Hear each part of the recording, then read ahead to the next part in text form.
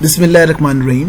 Assalamu alaikum and welcome to the second lecture of third chapter and this is about input functions. इससे पहले हम लोगों ने output functions को discuss किया और output functions के अंदर हमने printf function को डिस्कस किया और उसका syntax डिस्कस किया, एक छोटी सी एग्जांपल डिस्कस की थी. अब हम डिस्कस करने लगे input functions.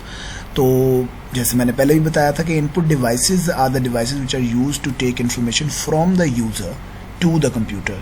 तो इसी को जहन में रखते हुए input functions are the functions which are used to take data or information from the user into a program, from the user of that software.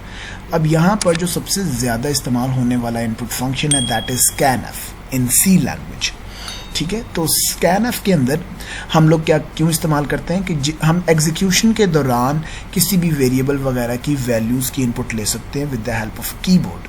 इसका सिंटैक्स ये है कि आपने शुरू में scanf लिखा, पैरेंथेसिस लगाए, पैरेंथेसिस के अंदर इन्वर्टेड कॉमास के अंदर इसके फॉर्मेट स्पेसिफायर्स आ जाते हैं विद और विदाउट स्पेसेस और कॉमा के बाद लिस्ट ऑफ वेरिएबल्स आ जाती हैं. जैसे कि printf के अंदर लिस्ट ऑफ आर्ग्यूमेंट्स कहा गया था क्योंकि वहाँ पर वेरिएबल्स के साथ साथ कांस्टेंट भी आ सकते थे, अरिथमेटिक एक्सप्रेशन भी आ सकती थी, but in this case we can only use variables. और उनको लिखने का तरीक़ेकार क्या है वो भी हम यहाँ पर देख लेते हैं. उसके लिखने के तरीक़ेकार के अंदर जैसे ये एग्जांपल दी है scanf स्मॉल ब्रैकेट या ओपन ब्रैकेट हमने स्टार्ट किया, पैरेंथेसिस ओपन की, इन्वर्टेड कॉमास के बाद फॉर्मेट स्पेसिफाइड दिए कि किस तरह का डाटा हम लोग इनपुट ले रहे हैं, दैट इज़ इंटीजर टाइप का डाटा ले रहे हैं. और उसके बाद हमने इन्वर्टेड कॉमास क्लोज किए, क्लोज करने के बाद हमने कॉमा लगाया और एम्परसाइन के साथ हम लोगों ने यूज़ किया ए वेरिएबल का नाम, कॉमा अनदर एंड सिंबल या एम्परसेंड के साथ बी. ठीक है, तो इसका फॉर्मेट स्पेसिफायर क्या है कि आपने इन्वर्टेड कॉमास के अंदर इसका सिंटैक्स क्या है कि आपने इन्वर्टेड कॉमास के अंदर फॉर्मेट स्पेसिफायर्स दिए, इन्वर्टेड कॉमास क्लोज करके कॉमा करने के बाद हर वेरिएबल के शुरू में एक एंड का सिंबल लगाना है, that is ampersand.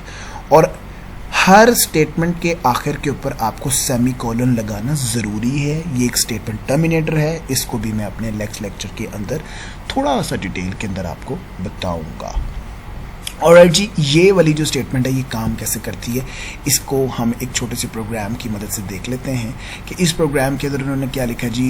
Hashtag include और एंगल ब्रैकेट्स के अंदर stdio.h कि हमने इंक्लूड करवा दिया और ये प्री प्रोसेसर डायरेक्टिव्स के अंदर हमने डिस्कस किया है कि ये क्या है और उसको क्यों यहाँ पे लिखा जाता है. उसके बाद हमने मेन अपना प्रोग्राम स्टार्ट किया, that is void main void, कि इसको रिटर्न वैल्यू भी कुछ नहीं चाहिए और इसको स्टार्टिंग के तौर पर आर्ग्यूमेंट भी कुछ नहीं चाहिए.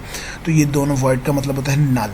तो वॉइड मेन वॉइड का हमारा मेन फंक्शन है. हमने स्टार्ट किया, सबसे पहले हमने लिखा input a, b, c, that is the declaration of 3 variables. हमने यहाँ पे 3 वेरिएबल्स जो कि इंटीजर टाइप के हैं डिक्लेयर कर दिए. उसके बाद हमने प्रिंट एफ किया, प्रिंट एफ के अंदर हमने ब्रैकेट्स ओपन की और इन्वर्टेड कॉमास के अंदर लिख दिया हमने enter the first number colon or inverted commas close semicolon. This is actually to prompt the user. User को बताया जा रहा है कि उसने करना क्या है. यहाँ पर printf की स्टेटमेंट इस्तेमाल की गई है सिंपली एज ए लेबल. यहाँ पर एज ए लेबल इसको इस्तेमाल किया जा रहा है. उसके बाद हमने scanf इस्तेमाल किया, पैरेंथेसिस के अंदर हमने इन्वर्टेड कॉमास के अंदर लिखा %d which means we are going to take the value of 1 variable और जो कि इंटीजर टाइप की होगी क्योंकि फॉर्मेट स्पेसिफायर के अंदर हमने %d लिखा हुआ है. उसके बाद हमने लिखा कॉमा, कॉमा के बाद हमने दिया %a हमने जब लिख दिया तो इसका मतलब है कि जो भी वैल्यू scanf के थ्रू ली जाएगी वो रखवाई जाएगी a वेरिएबल के अंदर और उसके बाद हमने लगा दिया सेमीकोलन. फिर हमने एक और लेबल लगाया printf स्टेटमेंट का जिसके ऊपर स्क्रीन के ऊपर लिखा हुआ आ जाएगा एंटर द सेकंड नंबर और हमने इसको इन्वर्टेड कॉमास को क्लोज कर दिया और पैरेंथेसिस क्लोज करने के बाद हमने स्टेटमेंट टर्मिनेटर लगा दिया. scanf करके एग्जैक्टली द सेम स्टेटमेंट जो ऊपर इस्तेमाल की थी वही नीचे बस एक ही जगह b आ गया. तो जो भी वेरिएबल हम अब सेकंड टाइम एंटर करेंगे वो चला जाएगा b वेरिएबल में. फिर हमने क्या किया कि एक c के अंदर हमने एक छोटी सी अरिथमेटिक ऑपरेशन परफॉर्म किया कि हमने a और b की वैल्यूज़ को सम कर दिया और जो भी आंसर आएगा वो चला जाएगा c के अंदर. ठीक है, कि this is one of the laws of programming के राइट साइड को सॉल्व किया जाता है और लेफ़्ट साइड के अंदर वो वैल्यू रखवा दी जाती है. ये इसका असाइनमेंट ऑपरेटर है जो हम डिस्कस कर चुके हुए हैं. उसके बाद आ गया जी printf प्रिंट एफ के बाद हमने एक और ब्रैकेट्स को ओपन करने के बाद अंदर टेक्स्ट मैसेज दिया, that is the some is %d। तो %d के बाद क्या आएगा, जो इन्वर्टेड कॉमर्स के क्लोज करने के बाद जो हमें वेरिएबल दिया जाएगा उसकी वैल्यू इस %d की जगह प्रिंट हो जाएगी। ये भी हम अपनी लास्ट क्लास में डिस्कस कर चुके हैं। और उसके बाद हमने एक फंक्शन लगाया है, that is to get character, getch इसको बोलते हैं बहुत से लोग। और ये क्या करेगा, ये सिंपली कीबोर्ड से एक कोई भी value as a character input लेता है। यहाँ पर ये इसलिए लगाया जाता है ताकि हमारे पास स्क्रीन के ऊपर आउटपुट उस वक्त तक नज़र आती रहे जब तक हम कीबोर्ड से कोई बटन प्रेस नहीं कर देते। अदरवाइज ये एक ऐसा फंक्शन है जिसके थ्रू हम करेक्टर वैल्यूज़ इनपुट लेने के लिए इसको इस्तेमाल करते हैं, पर यहाँ पर इसको थोड़ा सा मिसयूज़ किया जा रहा है। अच्छा जी, उसके बाद अगर आप इसकी ये जो सारी एक्सप्लेनेशन मैंने आपको दी है वो यहाँ पर दी गई है। और ये इसकी आउटपुट है कि सबसे पहले एंटर द फर्स्ट नंबर, यहाँ पर कर्सर ब्लिंक करने लगेगा। उसने 5 लिख के एंटर किया, साथ ही सेकंड लेबल प्रिंट हो गया, that is enter the second number. 8 लिख के एंटर किया तो नीचे जो फंक्शन दिया हुआ था वो परफॉर्म हुआ, c = a + b।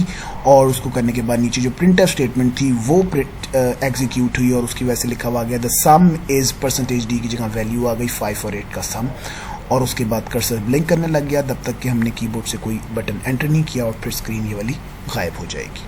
I hope कि आपको scanf बिल्कुल समझ में आ चुका होगा। और आज के लेक्चर में बस इतना ही था। Thank you.